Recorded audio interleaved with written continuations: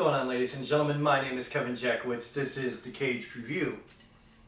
Today, I'm going to do something a little bit different, a little bit more serious.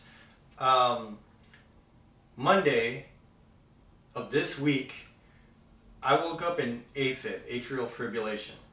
And atrial fibrillation is basically where the electrical signals to your heart are jumbled, and the upper two chambers of your heart just kind of like spasm, and they start beating way faster than they should.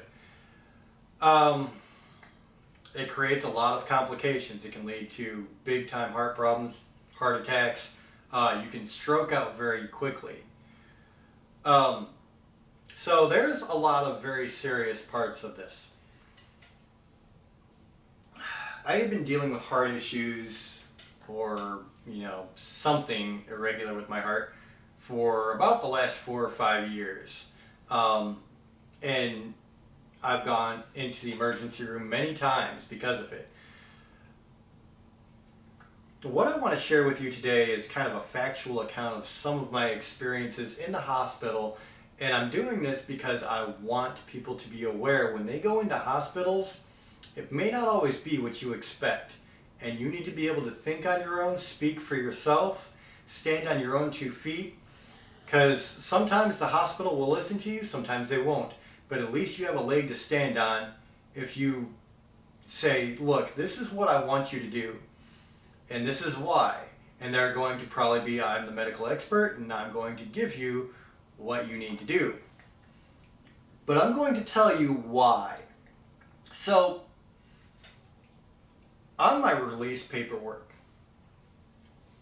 it says I have pericarditis. It's an infection around the sac of the heart. Now, if you don't know, there's a skin that's wrapped around your heart. It's called the pericardium.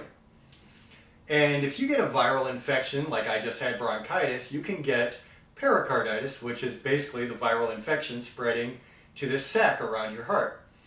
Now, typically, pericarditis goes away on its own, and it's not usually a big cause for concern. Now, if you have chronic pericarditis, it can lead to some big heart problems. So I was listed with pericarditis leaving the hospital. I was also listed as atrial fibrillation, which I just explained.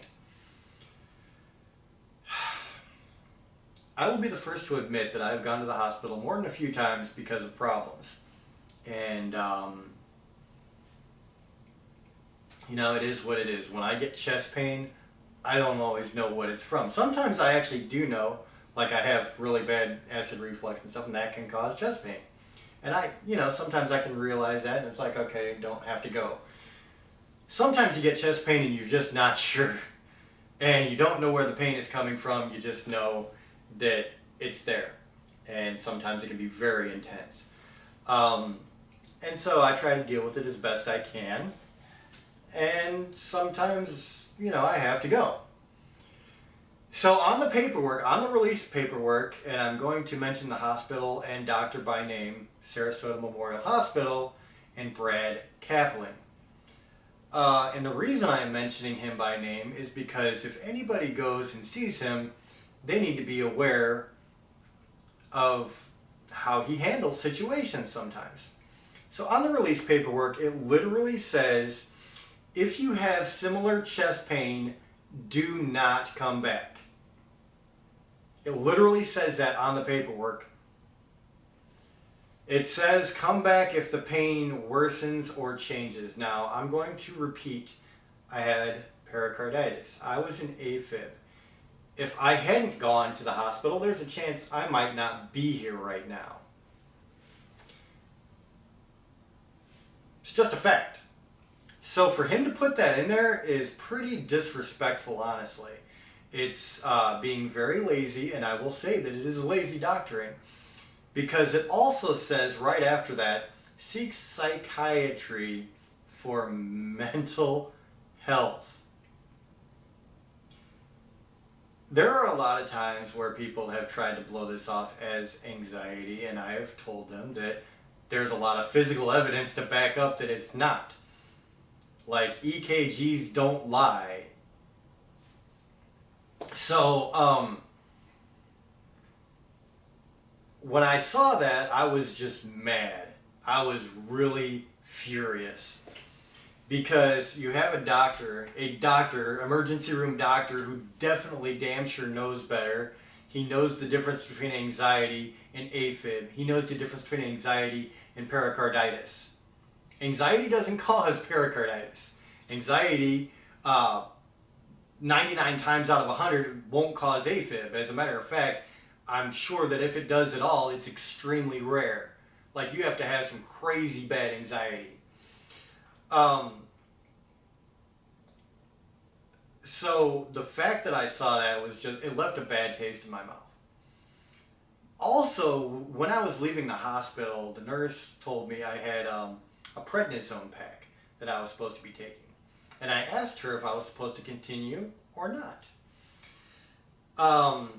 She said I was supposed to continue. And then I noticed in my paperwork that it said to stop the prednisone. Now, this is a very important thing here. So it said to stop the prednisone, and she told me to continue taking it. So I was a little confused, so I go back to the emergency room, and the guy at the front desk, I ask him, look, this is what's going on. The nurse said this, the paperwork said this, I need to know what's going on. He looks at it, says, this is a typo, you need to keep taking it. I knew it was bullshit because he didn't check anything. He didn't check with the nurses, he didn't check with the ER, he didn't look at his computer. He just looked at it and said, it's a typo. Which is lazy doctoring. I mean, when people's health and well-being is in someone else's hands, they should take it a little bit more seriously than that. And they're just not. So I got a hold of patient advocate, and I had someone talk to the actual doctor.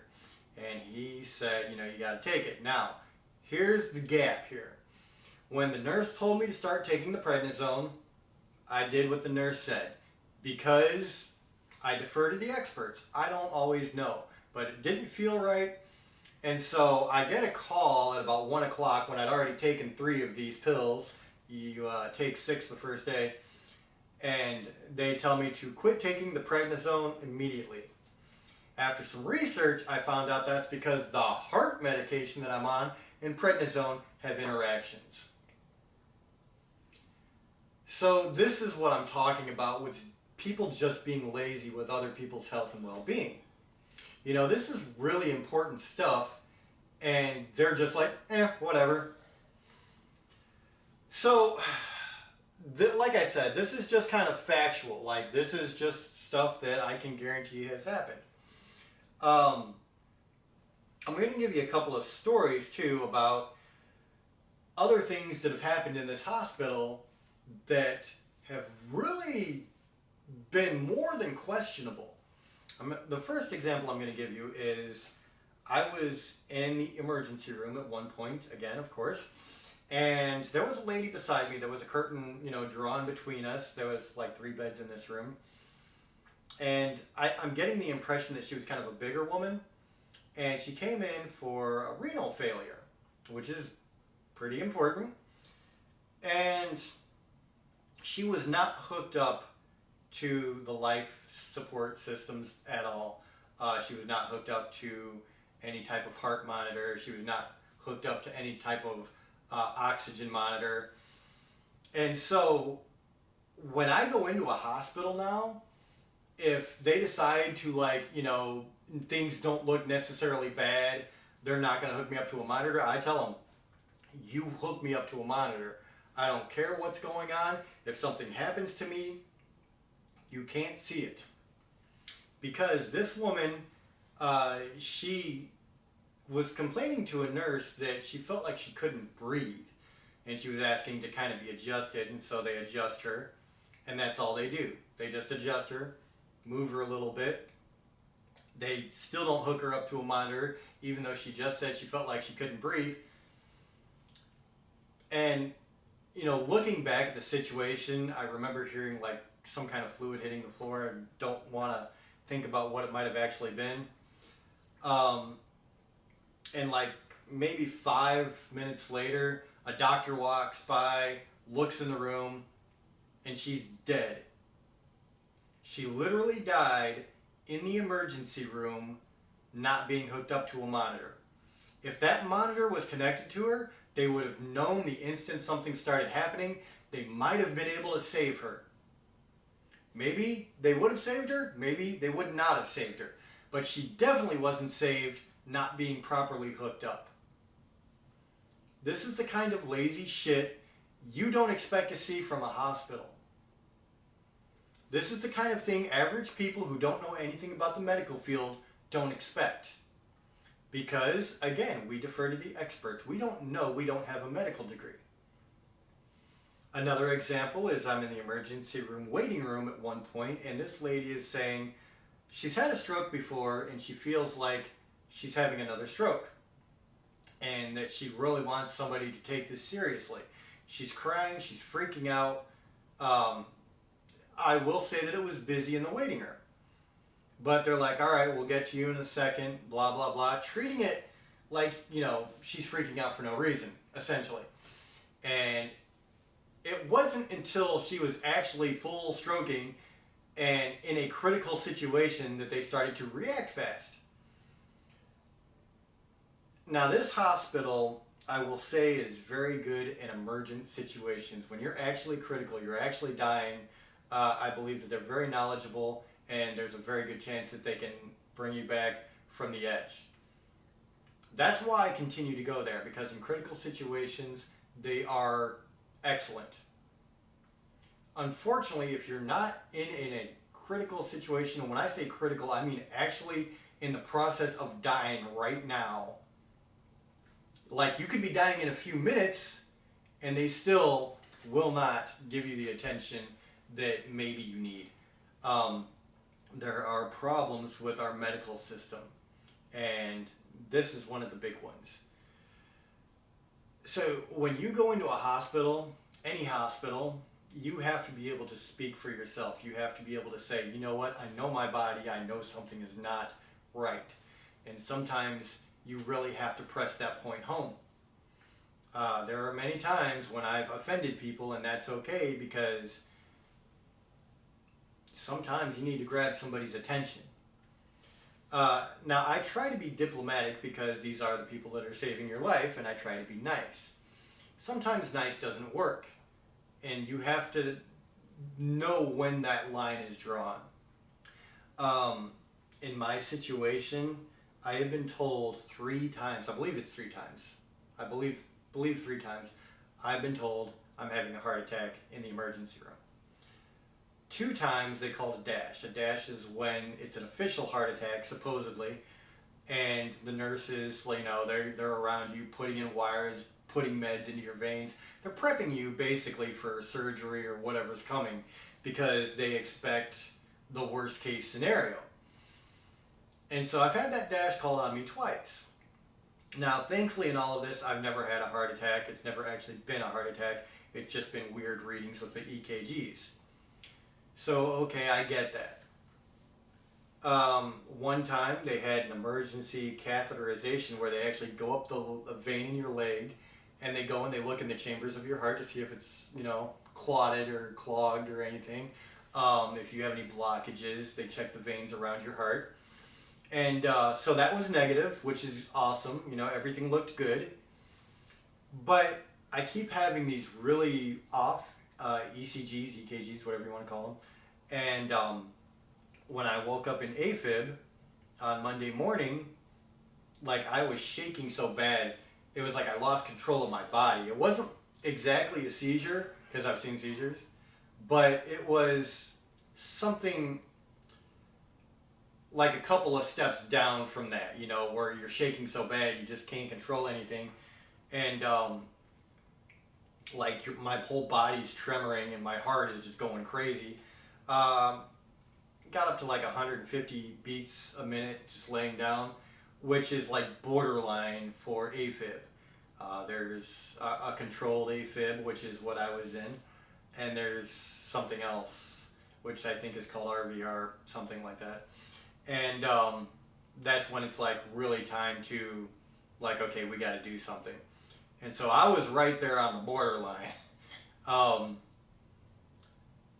But the problem is with emergency rooms and doctors and medical in general, it's really not an exact science. There's a lot of guesswork there, and sometimes there's a lot of trial and error.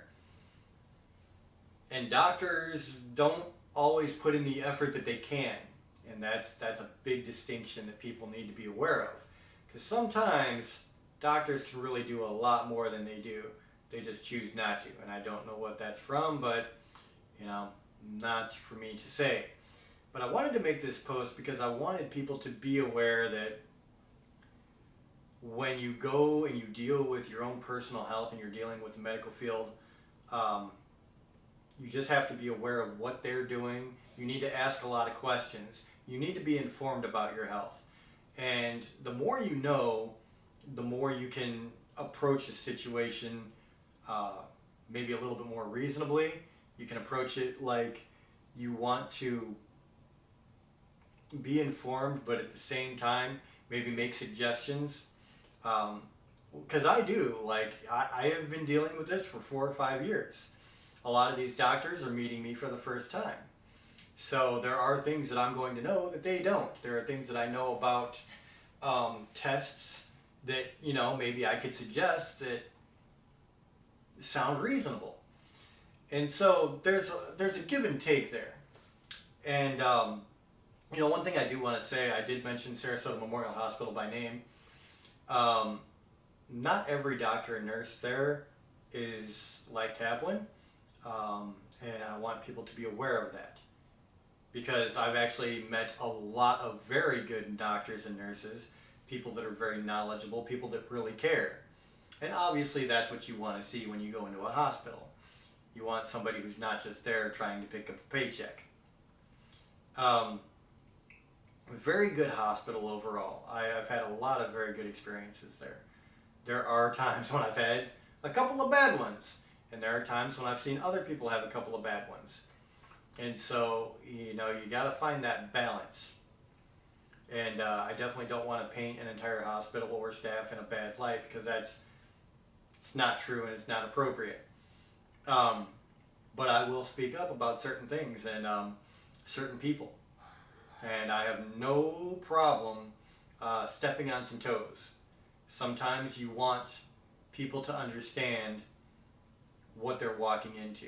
And certain doctors, as much as I hate to say it, they are there for the paycheck. They don't care what happens at the end of the day. They don't care what happens to you. People die in their hospital every single day. It is nothing new to them. And so I do believe there is a certain amount of desensitization. And, that's unfortunate for patients, because we do depend on these people. We put literally our lives in their hands. And great line from Patch Adams is, people will go to a doctor and say, cut me open, because, they trust you. And unfortunately, some people are not worthy of trust. And just like any other occupation, you get your good and you get your bad. So be aware. Take that with a grain of salt. I felt compelled to make this, though, because it is very important. So ladies and gentlemen, that's my post for now. Let me know what you think in the comments. If you enjoyed this, hit the like button, subscribe, and share. My name is Kevin Jackowitz. Kaged Nation, out.